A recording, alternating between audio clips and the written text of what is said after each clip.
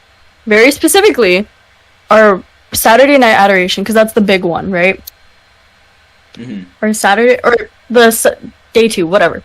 The day 2 conference adoration, I remember specifically, only me and Alora and I, for those grammar police, standing during adoration.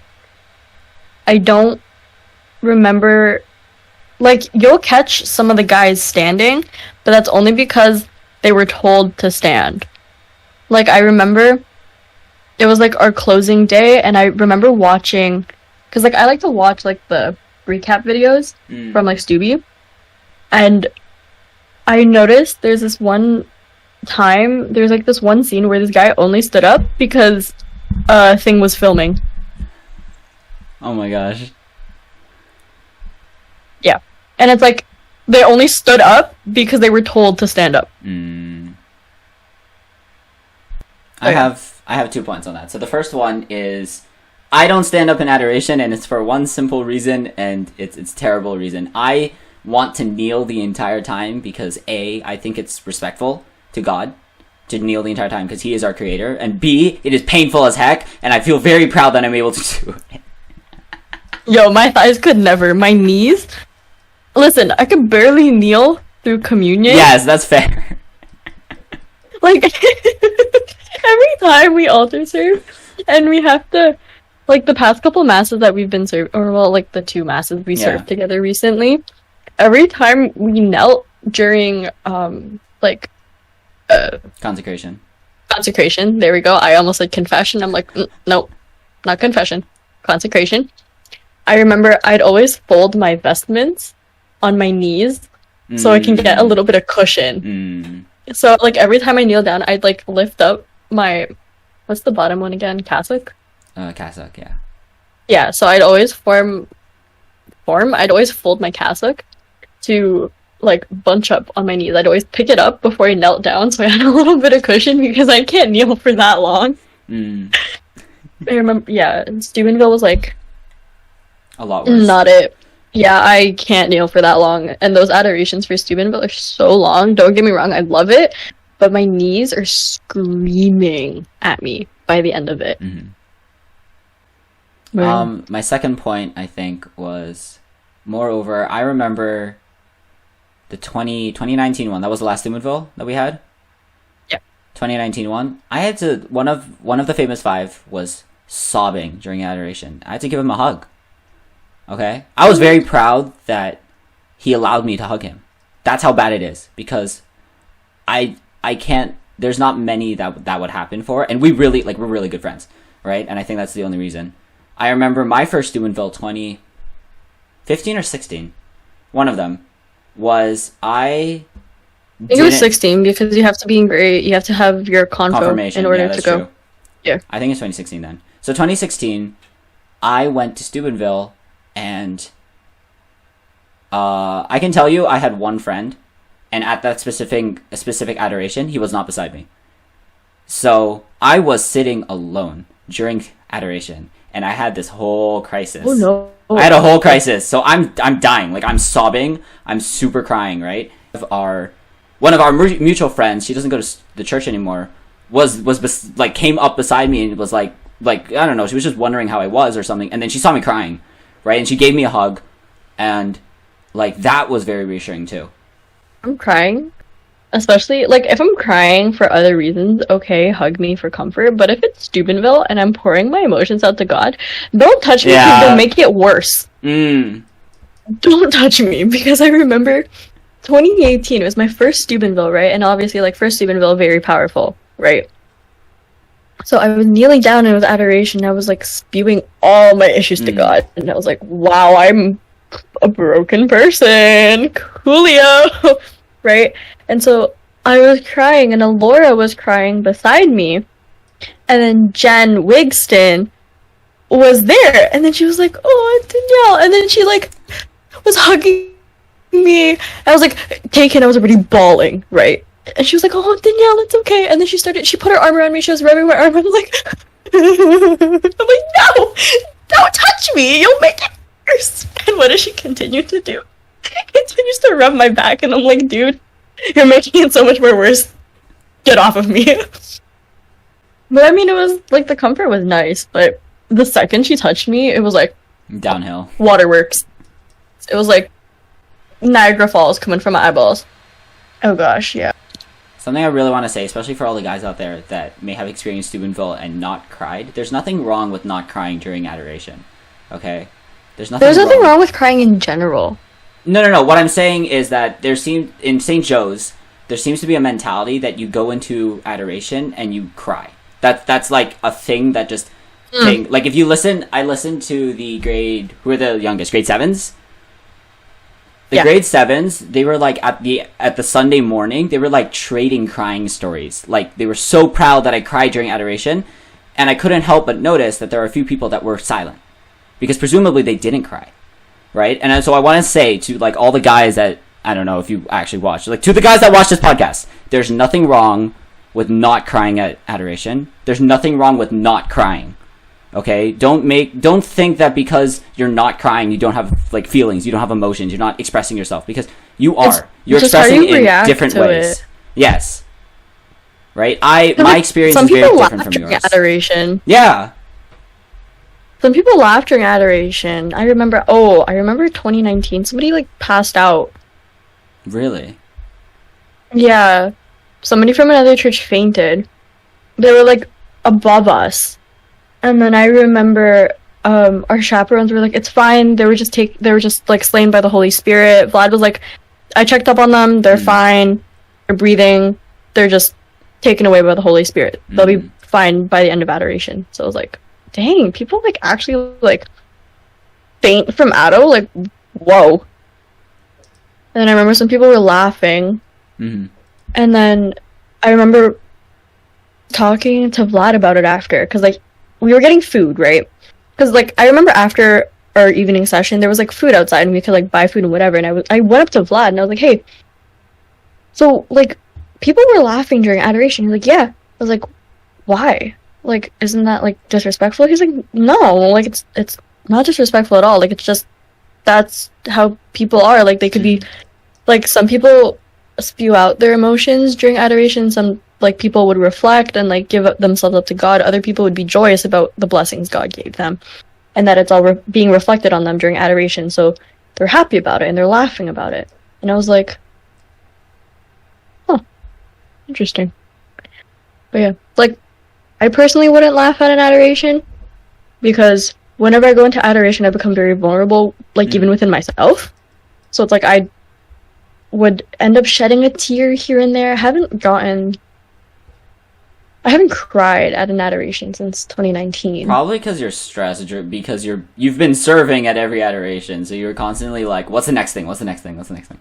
Yeah, and I'm like, oh, when do I have to go? Yeah. No, but like, I mean, for like a good like 1 or 2 songs, we have like that grace period of like 1 or 2 gospel songs before we have to like start prepping the third bowl. We have to get ready to go up. We have to prepare for down in adoration, and then we have to mentally prepare ourselves for doing procession around the church. And it's mentally like, prepares. yeah, bro, that one procession we did before lockdown, when we had to switch off because my shoulder was not happy. Something about being a girl in Joe's is like, because we're very like gender inclusive, right? And like girls are allowed to be altar servers, and we have passion play, and we have like other like office roles, right? There isn't really like, if we're looking at St. Joe's specifically, the only like guys do everything girls do, aside from obviously being a priest. But like the roles are literally the same. Both guys and girls are altar servers. Guys and girls participate in passion play.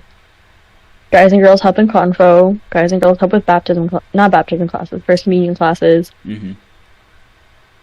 Like, we're not, like, in Joe's, like, we're not confined to one role because of our gender. Aside from Father Stephen, obviously. But, like, parishioners, we're not confined to it. So, like, at St. Joe's specifically, there's no difference. But, like, obviously, like, if you look at the Roman Catholic Church as a whole, guys have more roles than girls.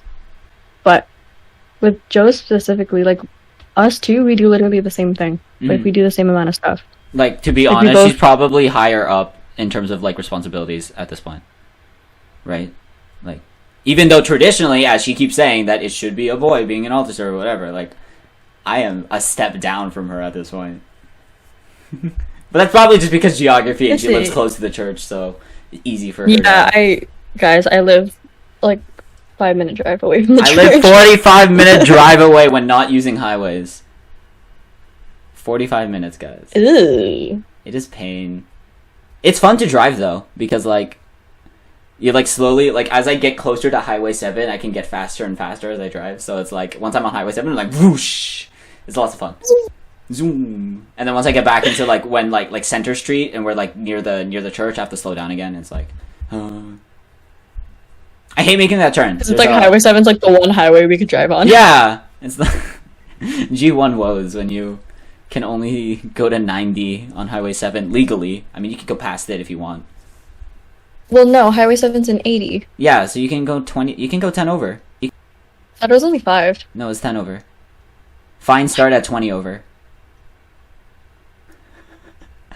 I'm hitting 90 on Highway 7 next time. I think that's a wrap Yeah. on our episode, unless you have any final remarks. I mean, I think this is a topic that I think we kept it close to just St. Joe's, and I would find it interesting because something you said right was the whole in church Catholic, outside church you're not Catholic. So like I would say we're both We can do a part 2. outside church Catholics. I want to see like what is our experience, or what is your experience, because I know my experience. What is your experience dealing with it outside of church? How do you conduct yourself as a Catholic girl, as a Catholic woman, right? What do you like think about? I mean, We can do that next episode. Yeah, Like, next being open episode. about your faith. yeah. Okay, guys, that's check that out next week. That's gonna be your next episode. Anyways, so just a little note for anybody who watches this podcast: don't be ashamed to show your faith, regardless of if you're a guy or a girl. There's nothing wrong with being vulnerable. Screw toxic masculinity. Do your own thing. Well, obviously, like if you're uncomfortable, then like express your faith within your own limits. But there's nothing wrong with expressing it on social media. There's nothing wrong with talking about it openly to friends. And if they have an issue with it, then they can like suck it for all I care.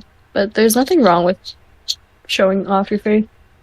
People have an issue with it, then that's between them and their own self. I think something Yeah. that I've always thought about is anytime you express something to your faith, and I think this podcast is a good example of it. Anytime you express your faith, it can change someone. Passion plays are like that, stupid girls like that. Any types of sharing, testimony, anything like that has the ability to change anyone. So if you're comfortable and you're on the fence though because you're like, I don't want to share. Like, think about that.